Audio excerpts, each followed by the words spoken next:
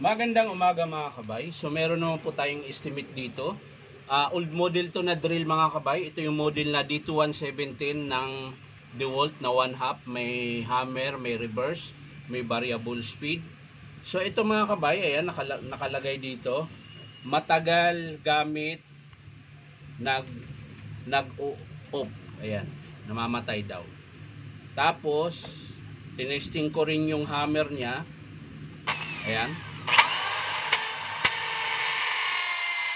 Meron pa naman siya konti, pero pudpud na po yung gear niya. So, sa drill walang problema.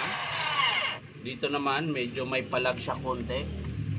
Yan, kaso lang wala na kasing piyesa yan kasi hindi ko na siya isama kasi po pwede pa naman eh. Ayan. Pero kung may piyesa lang sana yan, isasama ko sa estimate. Kaso wala yan. Kasi meron siya konti lang naman palag. Tapos ang problema nito yung switch.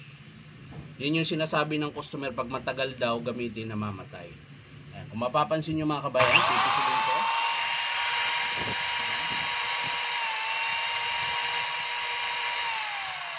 So okay naman siya. Ayan, gumagana naman. Pero pag nakaganyan, ayun tingnan mo. Dandahan, wala na. Ayan, gumagana ulit. Ayan. Diinan ko yan. Ayan. Kailangan diin na diin para hindi siya mamatay. Pero dapat ang pisil niyan ganyan lang. Yan, hanggang dyan lang dapat. Ngayon, kailangan mo pang idiin sobra para ayan. Para siya mag-on mga kabayo, hindi mag-off. Yan. Ayan o, nawala na mga kabayo. Didiinan ko ng malakas ha. Yan na po. Wala na. Ayan.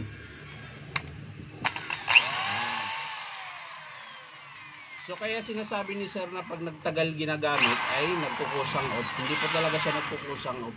Nawawala po yung contact niya kapag nagtagal. Ayan. Gagana po siya kapag nilaro-laro nyo to, pinisil-pisil nyo, gagana po siya. Ayan, nawala na. Ayan, meron na naman. Ayan, kung mapapansin nyo, ayan.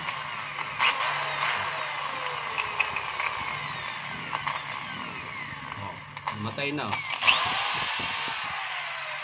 So ang sira po niyan mga kabay ay yung switch. Ayan. Pero syempre, para pangkalahatan na na-estimate, kailangan natin silipin yung pinaka-gear niya.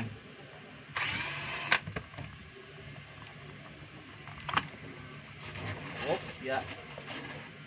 Ayan po, tumalsik yung bulitas. So ayan, kung mapapansin nyo mga kabay, ayan. Ito po yung granahe ng hammer. Ayan. Yan po yung nagpapagana, tsaka yung bulitas na nalaglag, yung dinampot ko. Yan po yung nagpapagana sa hammer. Yan po ay pudpud na. Tapos yung partner niya, ayan, wala na rin pong ngipin.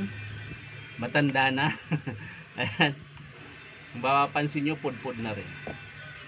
So ngayon, para ma-estimate ko siya ng ano, pero kung sakali namang gusto ng customer ay yung mawawala lang yung magkukusang off, yung sinasabi niya, kapag sinabi ng customer ay switch lang papalitan natin.